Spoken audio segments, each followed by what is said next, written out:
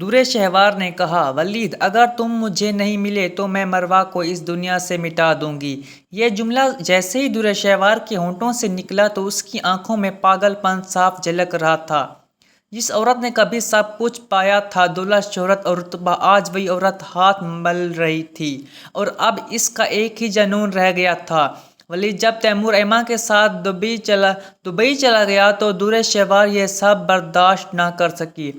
دل ہی دل میں وہ جل جل کر راکھ ہو رہی تھی۔ اسے سمجھ نہیں آ رہا تھا کہ جن بھائی اور بھابھی کو وہ ہمیشہ طعنے دیتی رہی اور نیچا دکھاتی رہی، آج وہ کیسے سکون سے زندگی گزار سکتے ہیں جبکہ وہ خود برباد ہو چکی ہے۔ ہر روز وہ آئینے کے سامنے کھڑی ہو کر خود سے کہتی نہیں یہ سب میں برداشت نہیں کر سکتی۔ اگر میں نے کسی کی زندگی برباد کی تھی تو میرا حق بنتا ہے کہ مجھے بھی وہی سہنا پڑے۔ نہیں، کھیل اب الٹا ہوگا، اب باری میری ہے۔ اس کا اگلا نشانہ ولید اور اس کی بیوی مروا تھے۔ درِ شہوار بار بار ولید کو فون اور میسج کرتی، یہاں تک کہ اس کے دفتر کے باہر تک کھڑی ہو جاتی، مگر ولید ہر بار غصے سے کہتا، تمہارے لیے میرے دل میں اب صرف نفرت ہے۔ جس دن تم نے مجھے طلاق دی تھی اسی دن تم میرے لیے مر چکی تھی۔ یہ سن کر درِ شہوار کانپ جاتی اور سوچتی، تم سمجھتے ہو مجھے چھوڑ کر خوش رہو گے؟ نہیں ولید، میں تمہاری خوشیاں چھین کر ہی دم لوں گی۔ اسی دوران ایک بڑا موڑ آیا۔ مروا چیک اپ کے لیے ڈاکٹر کے پاس گئی تو اسے خبر ملی کہ وہ ماں بننے والی ہے۔ یہ سن کر ولید کی آنکھوں سے خوشی کے آنسو نکل پڑے۔ اس نے مروا کا ہاتھ تھام کر کہا، آج تم نے مجھے دنیا کا سب سے خوش انسان بنا دیا ہے۔ ہماری زندگی اب مکمل ہو جائے گی۔ لیکن یہ خوشخبری جب درِ شہوار تک پہنچی تو وہ پاگل ہو اٹھی۔ اس کے ہونٹوں سے ایک چیخ نکلی، نہیں، یہ میں برداشت نہیں کر سکتی۔ اگر مروا ماں بن گئی تو ولید کبھی اسے نہیں چھوڑے گا۔ اس کا مطلب صاف تھا، مروا کو راستے سے ہٹانا ہی ہوگا۔ درِ شہوار نے اپنے گنڈوں کو بلایا اور کہا، یہ کام صاف ہونا چاہیے۔ مروا کو ایسے غائب کرو کہ کوئی ثبوت نہ بچے۔ ایک دن مروا کو ایک انجان عورت کا فون آیا، بیٹی جلدی آؤ، تمہاری امی کی طبیعت بہت خراب ہے، وہ صرف تمہیں پکار رہی ہے، فوراً ہسپتال پہنچو۔ مروا گھبرا کر جلدی میں نکلی، مگر یہ درِ شہوار کی چال تھی۔ راستے میں نقاب پوش گنڈوں نے اس کی گاڑی روکی، اسے گھسیٹ کر باہر نکالا اور بے ہوش کر دیا۔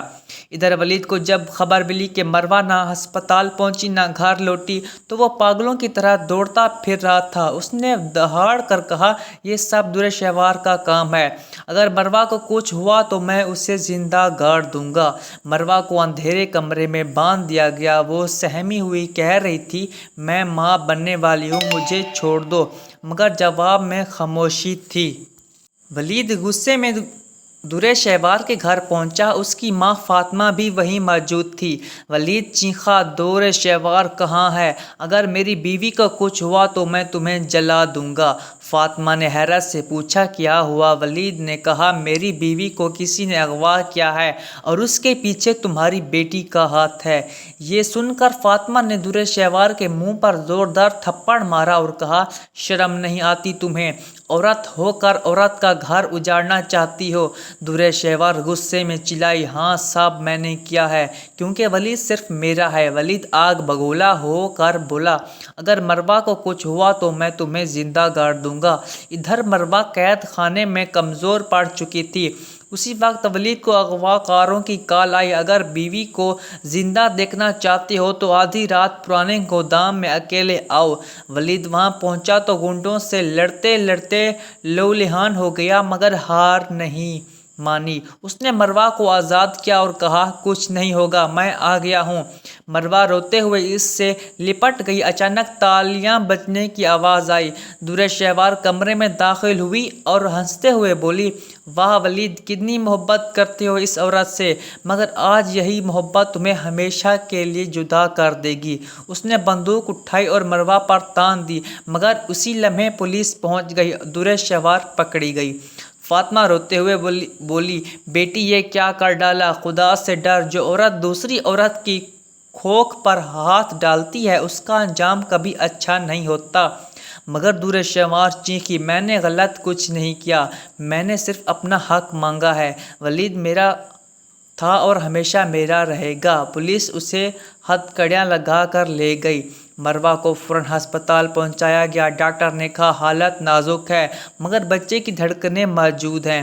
کئی گھنٹوں کی جدوجہد کے بعد ڈاکٹر مسکراتے ہوئے باہر آیا اور بولا مبارک ہو آپ بیٹی کے باپ بن گئے ہیں۔ ولید کی آنکھوں سے آنسو بہہ نکلے۔ وہ اندر گیا مروہ اور اپنی ننھی بیٹی کو دیکھا۔